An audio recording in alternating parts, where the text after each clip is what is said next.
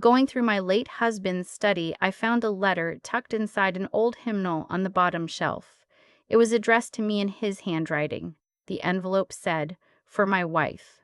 If our daughter-in-law asks about the cabin, say nothing." I stood there in the doorway holding it, still wearing my coat from the grocery run. My hands didn't shake. I don't know why I expected them to. "Good morning. I'm glad you found your way here. My name is Donna, and I want to tell you something that happened to me in the months after I lost my husband. If you stay until the end, I'd love to know where in the world you're listening from. Drop a comment. It means more than you might think. My husband Gordon and I were married for 38 years. We met in the winter of 1982 at a skating rink in Barrie, Ontario. I was there with my sister. He was there with two friends he'd grown up with, both of whom had already gone home by the time he worked up the nerve to skate over and introduce himself. He wore a dark green toque and had the look of a man who was trying not to seem nervous. He was not succeeding. I found it endearing immediately. We built our life in Barrie, a modest two-story on Copeland Street, close enough to the lake that in summer you could smell the water if the wind was right. Gordon worked for 32 years as a civil engineer for the county, the kind of steady, unglamorous work that keeps roads functional and drainage systems invisible. I spent 20 years working in medical reception before I retired early to care for my mother during her final years. We were not wealthy. We were careful, and careful had served us well. Our son Nolan was the great project of our middle years. He was bright and warm as a boy, the kind who made friends easily, who called when he said he would. We were proud of him in the uncomplicated way parents are when things seem to be going right. Then he married Renata. I want to be fair about this. Renata was not obviously unkind. She was polished, organized, and very clear about what she wanted. She came from a family that had managed money poorly and talked about it constantly, the way people do when they've grown up anxious about it and learned to project that anxiety outward onto others. Within 3 years of their wedding, I noticed that Nolan had begun to speak differently. About family, about money, about what was owed and by whom. He had started to repeat phrases I recognized as Renata's, not his, hers. Gordon noticed too. He said nothing to me directly, not then. He internalized it the way he internalized most uncomfortable things. Quietly, over a long period, in the small study off the hallway where he kept his engineering journals and his books of crossword puzzles. Gordon died on a Wednesday in January. His heart had been struggling since the previous spring. We had known it was coming in the way you know weather is coming. You can see the sky change, you can feel the pressure drop, but knowing doesn't soften the arrival. I was sitting beside him when he went. Nolan was downstairs in the kitchen making coffee. He wouldn't drink. We both knew that was just something to do with his hands. The weeks after were the fog kind of grief. Not sharp, just pervasive. I moved through the routines because the routines were still there. The mail, the dishes, the pharmacist reminding me about a refill. The world continued at its ordinary speed, and I moved through it at mine, which was considerably slower. It was in February, about 6 weeks after Gordon died, that I finally went through his study properly. I had been putting it off. The room still smelled like him. The particular combination of old paper and the cedar chest he'd kept his sweaters in. I sat in his chair first, for a while before I started. The hymnal was on the bottom shelf, third from the left. Gordon was not a particularly religious man, but his mother had been, and he kept her things. The envelope was slipped between the pages near the back. My name on the front, in his handwriting. Careful block letters, the way he always wrote when he was being deliberate. For my wife. If our daughter-in-law asks about the cabin, say nothing. I sat down on the floor of the study. I don't remember deciding to sit. I was just suddenly on the floor with the hymnal in my lap, reading that line again. The cabin. There was a cabin. There'd always been a cabin, a small property on a lake in Muskoka, about an hour and 40 minutes north of us, that Gordon had owned since before we married. His father had built it in the 60s. It wasn't much: 2 bedrooms, a wood stove, a dock that needed replacing every decade or so. We spent summers there when Nolan was small. Later, we went less often. Gordon went alone sometimes, just to think, he said. I never minded. I'd always understood that the cabin was a place where he could hear himself. But what did Renata have to do with the cabin? I did not open the envelope in the study. Something in me said, not yet. I took it to the kitchen table, our kitchen table, the one we bought at a market in Collingwood the year after we married, and I sat down with a glass of water and opened it there. Inside was a letter, 2 pages in Gordon's handwriting, and a separate sealed envelope marked attached, solicitor's copy, and the name and address of a lawyer I didn't recognize, Howard Finch. Finch and Associates on Dunlop Street West. I read Gordon's letter twice before I understood the full shape of what it was telling me. He had changed the cabin's ownership structure 4 years earlier, quietly without telling me, because he had been afraid telling me would lead to a conversation with Nolan, who would tell Renata, and then the thing Gordon was trying to do would be undone before it was finished. He had transferred the cabin into a family trust, properly drawn up, legally executed, with Howard Finch as the trustee. The trust named me as sole beneficiary during my lifetime. After my death, the cabin would pass to Nolan only, not to Nolan and Renata jointly, not to their estate, to Nolan. If Nolan predeceased me, it would go to a conservation land trust that Gordon had selected himself. The reason Gordon gave in the letter was not vague. He had watched Renata list the cabin as an asset in the conversation she'd had with their financial advisor, a conversation Gordon had been inadvertently copied on via email 2 years prior. He had watched her calculate its value against their debt. He had heard her tell Nolan once, just once, but once was enough, that the cabin would be useful to sell when his parents were gone. Not if, when. Gordon had been a careful man. He did not act on anger. He acted on information, slowly, after thinking for a long time. He had thought about this for 2 years before he did anything, and then he had done it quietly and completely, the way he did everything. The letter ended, I should have told you. I kept thinking there would be a better time. There wasn't. Everything is already done. You don't need to do anything except go see Howard Finch. And please do that before you speak to Nolan about any of this. I love you more than I've ever been able to say properly. Take care of the dock. It always needs work. That last line, I had to put the letter down for a moment. I went to see Howard Finch the following Monday morning. He was a small man in his late 50s, with the particular manner of someone who has spent decades handling other people's private arrangements and has learned to be neither surprised nor sentimental. He knew Gordon had died. He had already been monitoring the probate timeline. He confirmed everything in the letter. The trust was airtight, he said. Gordon had worked with him carefully over several meetings. He had asked the right questions, signed everything appropriately, and the documentation was complete. The cabin was not part of the probatable estate. It had never been. I asked him, did Gordon ever say why he hadn't told me? Howard Finch chose his words carefully. He said Gordon had described himself as trying to protect you from a decision you might have felt obligated to share. He didn't want you to carry the weight of keeping it. I sat with that for a while. What I felt was not betrayal. I want to be clear about that. What I felt was something more, like grief inside grief. The particular sadness of realizing the man you were married to had been quietly worried about something for years and had not wanted to burden you with it. He had carried it alone so I wouldn't have to. I didn't know whether to be grateful or heartbroken. I settled, eventually, on both. Nolan had already started asking questions by then. Not aggressively. He was never aggressive directly. That was Renata's role. But with the studied casualness of someone who was doing inventory. He had asked twice about the cabin. He had mentioned that he and Renata were thinking of refinancing, that they were stretched.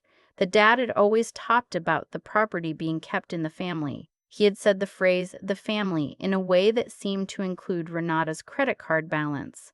I told him nothing. I said I was still working through everything with the estate lawyer and would be in touch. I kept my voice warm. I am a reasonably good actor when I need to be. 20 years of medical reception will do that. I called my own lawyer that same week, a woman named Claudette Morrow, who I had used years before when my mother passed, and who I trusted completely. She was in her early 60s, unhurried, and had the calm authority of someone who had seen too much to be rattled by ordinary human messiness. I laid everything out on her desk and watched her read. She said Gordon had done this well, better than well. He had understood exactly what he was protecting and had protected it correctly. The trust was clean. My position was solid. She also said, be careful about the next few months. Not because your legal position is weak, because family pressure doesn't need a legal foothold to be effective. She was right about that. It was Renata who made the first formal move. She called me on a Tuesday evening, about 3 weeks after I'd met with Howard Finch. Her voice had the careful warmth it always had, the kind that sounds sincere until you have heard it deployed often enough to recognize the pattern underneath. She said she and Nolan had been doing some thinking. She said she knew how hard everything had been, that losing Gordon had been a loss for all of them. She said they wanted to be involved, to help me manage things. She said she had a friend, an estate planner, who she trusted completely and who had experience with complex family assets, and perhaps we could all sit down together. I thanked her for thinking of me. I said I was already working with Claudette. She said, of course, of course. She just wanted to make sure I wasn't overwhelmed.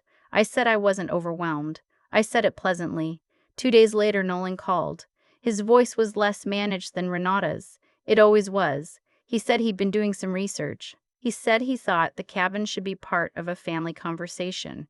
He said Dad had always considered it a family property, and that excluding him from decisions about it didn't feel right. I said I understood his feelings. I said the estate was being handled properly and that Claudette would be in touch with formal documentation in the coming weeks.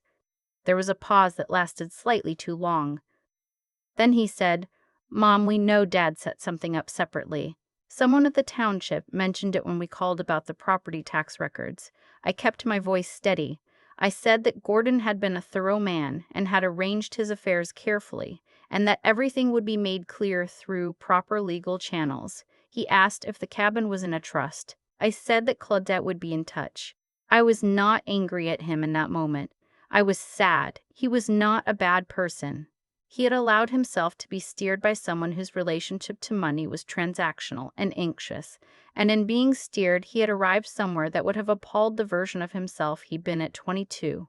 I could see the original version of him and the edges of his voice sometimes. I tried to hold on to that.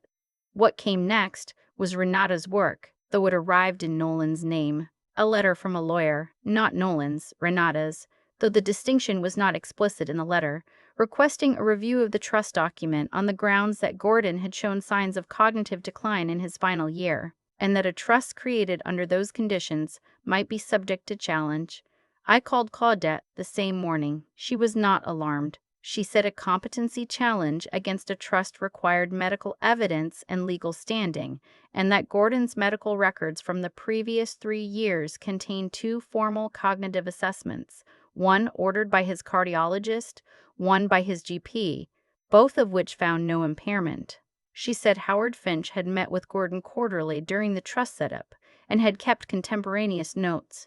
She said the trust documents themselves were organized and internally consistent, exactly the kind of record that demonstrates a capable mind. She also said, quietly, they're going to find that this path is more expensive than they expected and leads nowhere. I gave myself a weekend. I drove up to the cabin alone. It was February, which meant the road was icy in patches, and the dock was buried under 2 feet of snow, and there was no reason to go except that I needed to be there.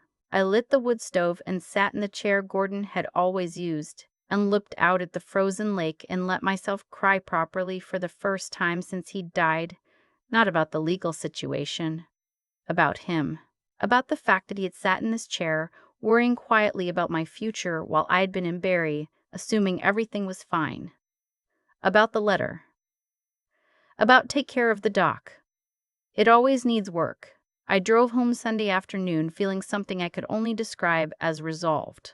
My neighbor Bernadette had been checking in on me since January, bringing soup, walking with me on the trail behind the subdivision when the temperature was above -10, which in a berry winter narrows the options considerably.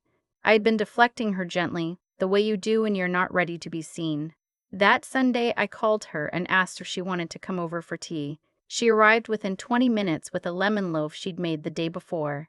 I didn't tell her everything, but I told her enough, and having someone who was entirely on my side, with no stake in the outcome, was more valuable than I had understood it would be. I also called my daughter. I should say here that I have a daughter, Petra, who lives in Halifax and who had not been centrally involved because she was managing her own family and because our relationship with her had always been simpler and therefore easier to take for granted. I called her and told her what was happening. She was on a flight 2 days later.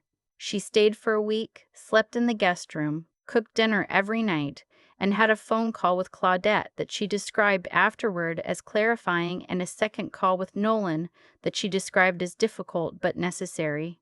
What Petra said to Nolan, she told me afterward, was simply, "You are being used as a vehicle for someone else's financial anxiety.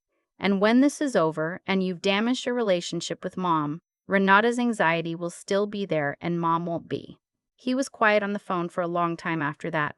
Renata escalated. The lawyer's letter was followed 2 weeks later by a more aggressive communication requesting full disclosure of all trust documents and asserting that Gordon's decision to transfer the property without spousal notification constituted a breach of the couple's implied financial partnership. Claudette responded formally and in full. The response was a comprehensive document that included Gordon's cognitive assessments, Howard Finch's notes, a copy of the trust instrument, and a precise legal explanation of why a spousal notification requirement did not apply to a trust created prior to any contested change in circumstances. She also noted that the cabin had been in Gordon's family since 1963, predating our marriage by nearly 2 decades, and that the suggestion of a shared financial partnership in that specific asset had no legal foundation. The response also contained something Claudette had found during her preparation, a detail I had not known about until she showed it to me. Renata had contacted the township directly, using Nolan's name, to request property ownership records before Gordon's death had even been publicly registered. The timing was documented in the township's records.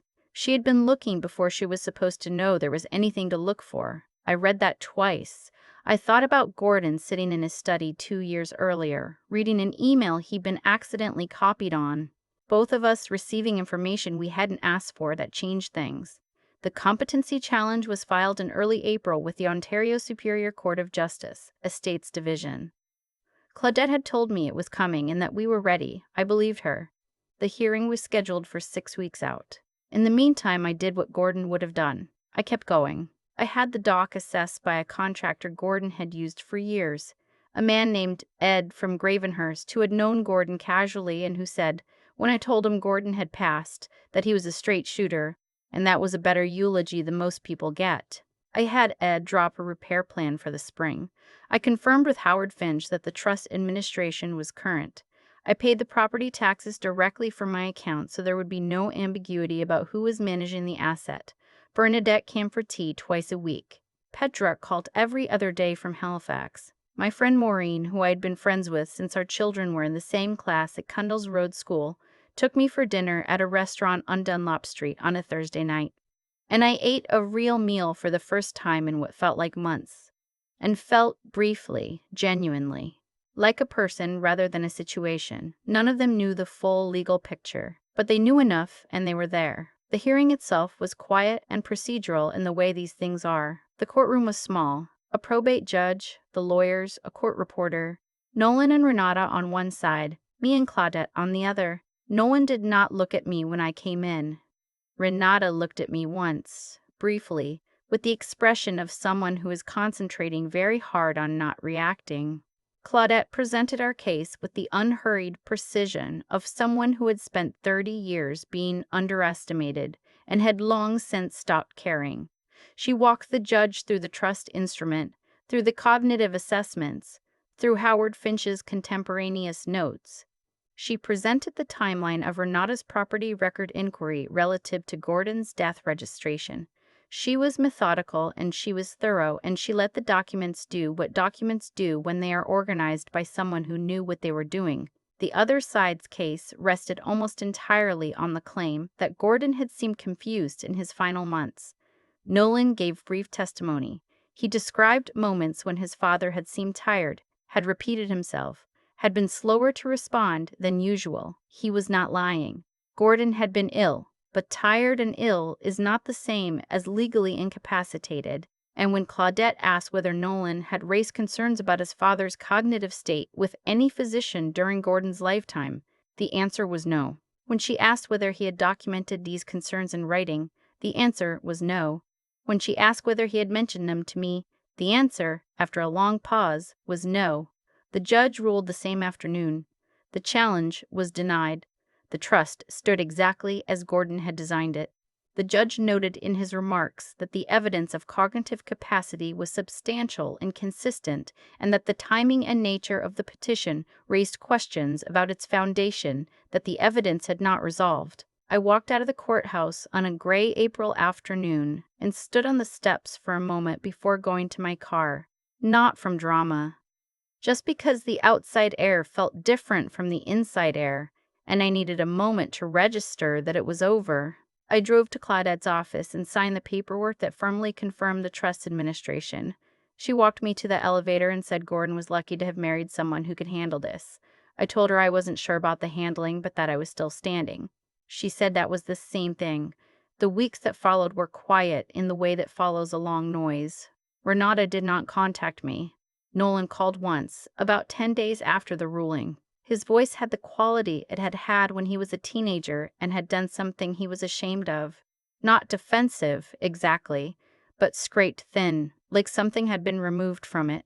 He said he was sorry. He said he had let things go in a direction he wasn't proud of. He said he'd been telling himself it was about fairness and about his father's intentions. But he understood now that it had been about Renata's fear and his own unwillingness to push back against it. I let him say all of it. I am a mother. Mothers learn to hold silence without filling it. I said, I know. He asked if we were all right. I said, we're not all right yet, but I'm not finished with you. Do you understand what I mean? He was quiet for a moment. Then he said yes. I told him to find a good therapist.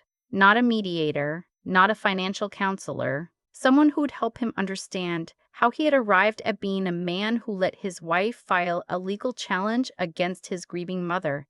He said he would. He sounded like he meant it. I did not know whether Nolan and Renata would last. That was not mine to know. I had watched something similar with a cousin of mine years ago. A marriage held together by shared strategy, which is a different thing from shared love, and which has a different kind of ending. I hoped Nolan would find his way to something steadier. But that was his work, not mine. The cabin was ready by late May. Ed from Gravenhurst had replaced 3 sections of the dock and treated the boards. I drove up on the long weekend in May and opened the place for the first time since Gordon had died. I cleaned out the winter dust. I restocked the pantry at the Canadian Tire in town. I sat on the dock in the late afternoon with a cup of tea and watched a pair of loons in the middle of the lake, doing what loons do, which is mostly float and call to each other in that particular way they have. Lonely sounding, but not actually lonely.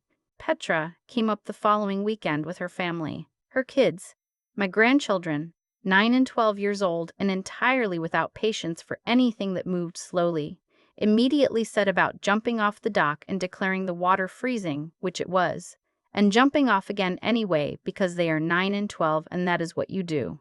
I watched them from the dock chair Gordon had always used, and felt something I hadn't felt in a year. Not happiness exactly. Something quieter than that. The sense that things were in the right place. Bernadette came up in July. She had never been to the cabin before and spent the first afternoon walking around it with the pleasure of someone discovering something that had been there all along. She said it was perfect. I said it needed a lot of work. She said that wasn't what she meant. I understood what she meant. In the fall, I updated my own will with Claudette, reflecting the full estate and the trust arrangements. I formalized a small bequest to Petra's children, separate from everything else, to be held until they were adults. I arranged for Ed to do seasonal maintenance on the cabin going forward. I set up automatic payments for the property taxes. I did all the small practical things that amount to taking care of something you intend to keep. By October, Nolan's calls had become more like my son again. He was in therapy. He had stopped mentioning Renata's name when he called, which told me something about where things were without him having to say it. He talked about his work. He asked about the cabin. Not about its value, about whether the loons were back. They were. On a Sunday in November, I sat at the kitchen table on Copeland Street with Gordon's letter spread out in front of me and a cup of coffee going cold beside it. I read it again, the whole thing, both pages, including the last line. Take care of the dock. It always needs work. He had been right about that. He had been right about most things, including things I hadn't known he was thinking about. Things he had carried quietly for years in the particular way he carried everything, without fanfare, without complaint, with the kind of patience that you don't always recognize as love while it's happening. I folded the letter and put it back in the hymnal, on the shelf where I'd found it. Then I finished my coffee, put on my coat, and walked over to Bernadette's to return the baking dish I'd had since February. I want to say something plainly before I go, because I think it matters. Grief is not the same as weakness. Anyone who looks at a woman who has just lost her husband and sees an opportunity has made a serious mistake about what loss does to a person. It doesn't soften you, it clarifies you. You find out very quickly what you can hold and what you won't put down. Gordon knew who I was. He trusted me with something that mattered, and he was right to. I intend to be worthy of that for as long as I have. If this story meant something to you, if you've ever been the person someone else mistook for an easy target, leave a comment. Share it with someone who needs to hear it. And please tell me where in the world you're listening from. I love knowing how far these stories travel. Thank you for being here with me.